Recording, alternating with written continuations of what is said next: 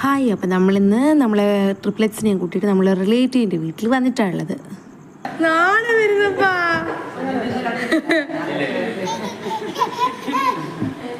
പൊന്നുമുട്ടെ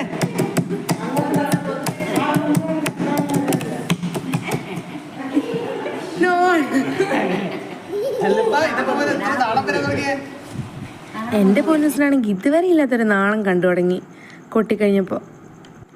അപ്പം നമ്മൾ ശരിക്കും പറഞ്ഞു കഴിഞ്ഞാൽ വാട്ട് വി ഈറ്റിൻ്റെ ഇടയാണ് ശരിക്കും പറഞ്ഞ് ചെയ്യേണ്ടത്. കാരണം ചെന്നപ്പം മുതൽ ഓരോ ഫുഡിങ്ങനെ കഴിച്ചുകൊണ്ടിരിക്കുകയായിരുന്നു. ചെന്ന് കഴിഞ്ഞ പാടിതാ ഗ്രേപ്പ് ജ്യൂസാണ് കേട്ടോ കുടിക്കുന്നത്. കുട്ടികളും കുടിച്ചു, ഞങ്ങളും കുടിച്ചു. അപ്പോൾ അവർ കളിക്കുന്നതിനിടയ്ക്ക് അവർക്ക് നല്ല ത്രില്ലായി കേട്ടോ ഇത് കുടിക്കാൻ. അതിൻ്റെ ഒരു എനർജിയില്ല, കണ്ട ഓട്ടം കണ്ട. എനിക്ക് ഈ വീട്ടിൽ ഏറ്റവും ഇഷ്ടം ഇവിടുത്തെ മുറ്റാണ് കേട്ടോ, അലങ്കരിച്ച് വെച്ചിരിക്കുന്നത് കേട്ടോ ചെടി കൊണ്ട്. ഇത് വല്യമ്മയുടെ പണിയാണ് കേട്ടോ, നല്ല അടിപൊളിയായിട്ടില്ലേ. അപ്പോൾ അതെല്ലാം കഴിഞ്ഞ് ഞങ്ങൾ ഫുഡ് കഴിക്കാനിരുന്നു.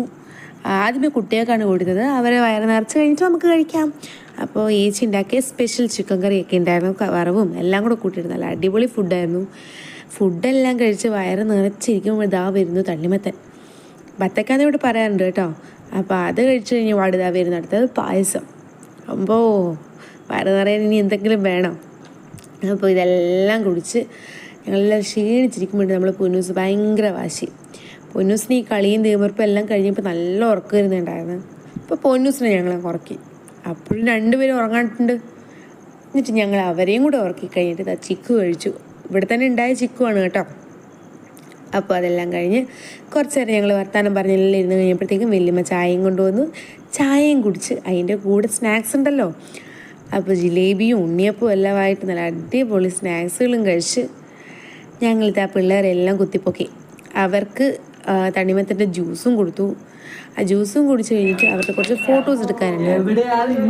അപ്പോൾ നമ്മളെ വെല്ലിച്ചനാണ് കേട്ടോ ഫോട്ടോയിൽ എടുക്കുന്നത്.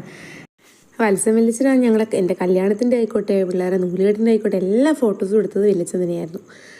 അപ്പോൾ ഞങ്ങളിത് ആ ഫോട്ടോസെല്ലാം എടുത്തു, ഞങ്ങളെല്ലാവരും കൂടെ എടുത്തു. അതെല്ലാം കഴിഞ്ഞ് കഴിഞ്ഞിട്ട് നമ്മളിതാ പോകാൻ വേണ്ടി ഇറങ്ങുവാണ്.